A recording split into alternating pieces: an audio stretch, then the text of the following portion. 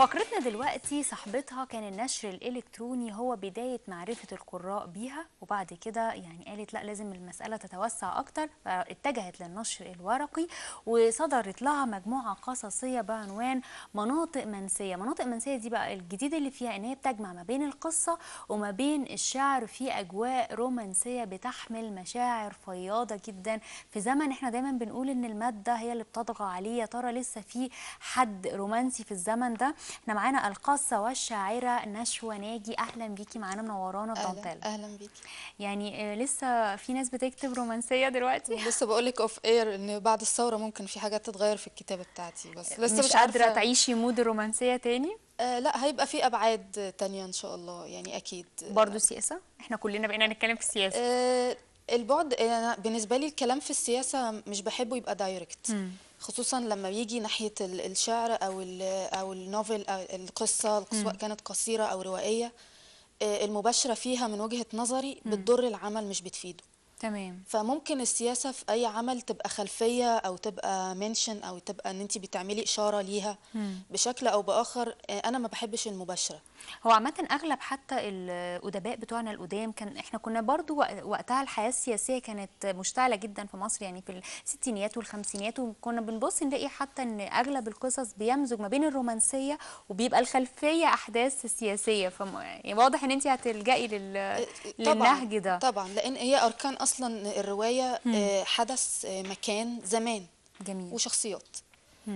فطبعا العباقرة بتوعنا بتوع اللي هم الكلاسيكيين القدام خدوا طبعا خدوكي في رحلة في الزمن من كتر الأحداث اللي كانت موجودة. أيوة. في عصورنا كلها مصر عامرة بالأحداث السياسية الكبرى يعني.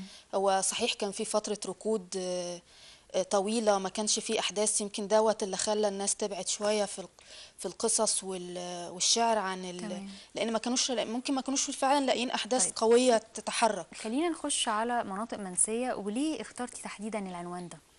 هو أنا كاتبة كده مقدمة على ظهر الكتاب، بقول إن إحنا محتاجين نزور الأماكن اللي إحنا ناسينها جوانا. ده من زي ايه؟ منطلق، ما هقول لحضرتك، ده من منطلق مثلا ان انت لازم تعرفي نفسك الاول. ايوه صح. تزوري كل حاجه، يعني ما ينفعش تبقي طول النهار شغل، صاحي الصبح راح الشغل راجعه البيت الولاد.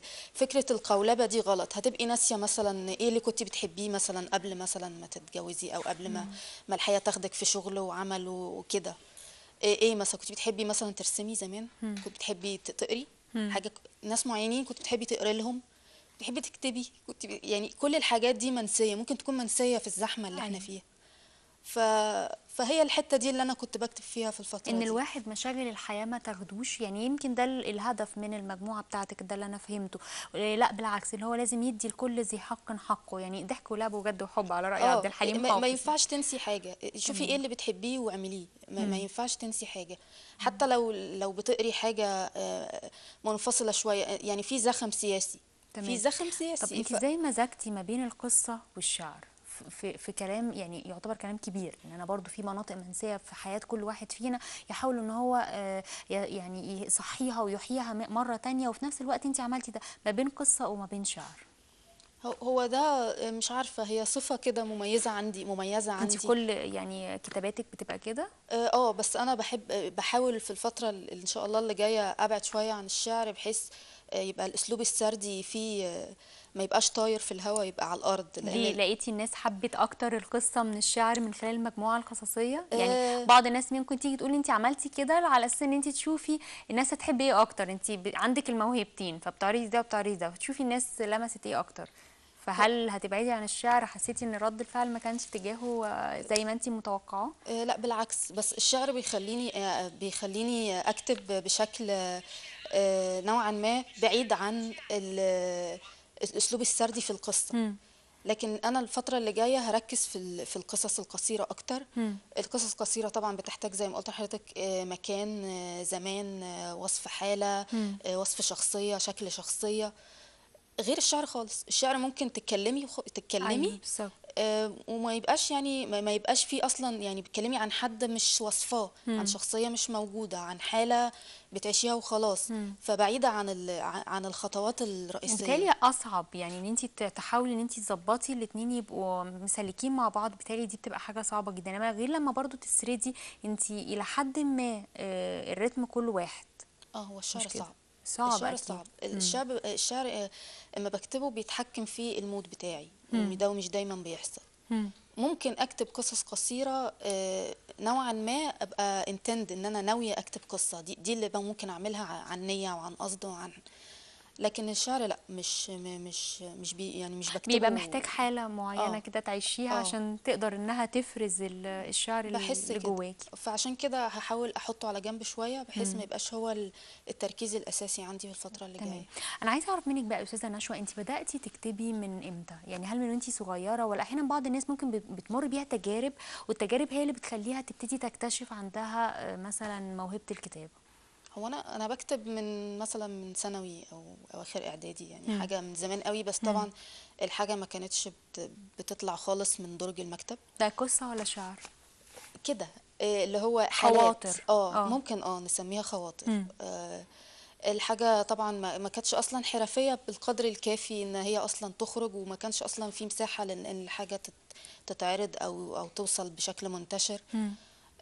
ما بدأش ان الناس على نطاق اوسع من النطاق الضيق بتاع صحابي وقرايبي والحاجات دي، مم. الا بعد المدونات والفيسبوك. مم. هم دول اللي بدأوا يخلوا حاجتي نوعا ما الدايرة توسع، نوعا الناس كل. صحابك هم اللي قالوا لك لازم تعملي مدونه؟ ويعني يمكن كتير قوي من دلوقتي بداوا يلجأوا لفكره المدونات انها اكتر حاجه بتوصل للناس بشكل اسرع. هو ده اللي انا بدأت بيه. مم. بس يعني ما كانش حد قال لي حاجة، انا قلت انا هرمي الحاجات اللي في الدرج دي على الناس. مم. بس. بس ما خفتيش تتسرق؟ ما برضو مدونات بتبقى الخوف منها في كده. اه، ما هو ده انا هاجي بقى لمرحله النشر الورقي والنشر الالكتروني، هي دي الحته اللي كانت مخوفاكي. قلقاني جدا، لاني انا اول بعد البدايات كده ترتيبا، كانت الحاجه على المدونه، مم. وبعدين الحاجه نوتس على الفيسبوك، بقت بتجيلي تعليقات صحابي وناس ما اعرفهمش في مم. ساعتها كده، يعلقوا لك يقولوا لك حلو هنا، وحش هنا، لا جميل، لا. التعليقات بدأت تكتر، مم. المعجبين بدأوا مش معجبين يزيدوا بقى، بقى. يعني مش هقول هم معجبين. معجبين اكيد. مم. بدأت الناس، طب لا لا، لازم تجمعي الحاجة، انت ليه ما بتجمعيش الحاجة وتنزليها؟ لا، ما ينفعش كده. بس بدأ بقى ان انا جمعت الحاجات اللي على الفيسبوك والمدونة، مم. وعملت لها نشر الكتروني. كان ان انت تخشي تاخدي الكتاب PDF عندك على مم. على الكمبيوتر فور فري. مم. كان تبع حملة لصحفية صديقة لينا اسمها مروة رخا. مم. بس فبدأ بقى الحاجة كلها اتجمعت في الكتاب الإلكتروني ده. تمام. جت بقى الخوف، النقطة أنا عايزة أوصل للنقطة اللي حضرتك قلتي عليها، مم. بتاع خوف الحاجات تتاخد، لأن الانتشار بقى على النت، بقيت تمام. أجوجل مثلا اسمي أو أجوجل اسم الكتاب الإلكتروني، مم. ألاقي إن في مدونات واللي هي منتديات العرب ايوه. والحاجات دي اللي هما واخدين بيحبوا. حاجات من حاجتك. واخدين كوتس وحاجات مم.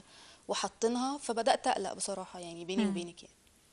فعملتي جه بقى القرار النشر جه القرار الورقي ان بقى. يتم تجميعهم في حاجة ورقية، بحيث يبقى فيه رقم ايداع وحقوق حفظ والحاجات دي.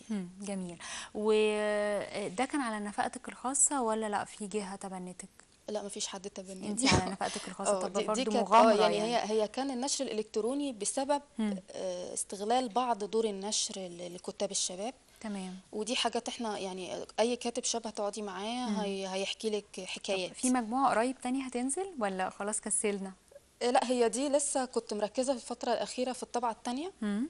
والطبعة التانية دي يعني دي لسه أول نسخة امسكها النهاردة، أنا جاية بيها، هي لسه أول نسخة امسكها أول نسخة، ما من بنقولك الطبعة التانية. مبروك. الله يبارك فيك، ميرسي. تمام. فدي كان تركيزي في الفترة اللي فاتت. مم.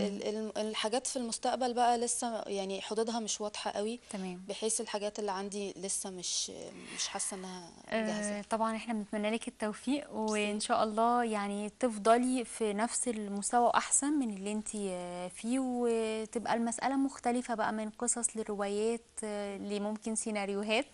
فبنقول لك ان شاء الله باذن الله ربنا يوفقك. القصة والشاعرة استاذة نشوى ناجي، نورتينا وسعدنا بوجودك معانا. شكرا ميرسي يا ليكي. مروة، ألف شكر. شكرا ميرسي. ليكي.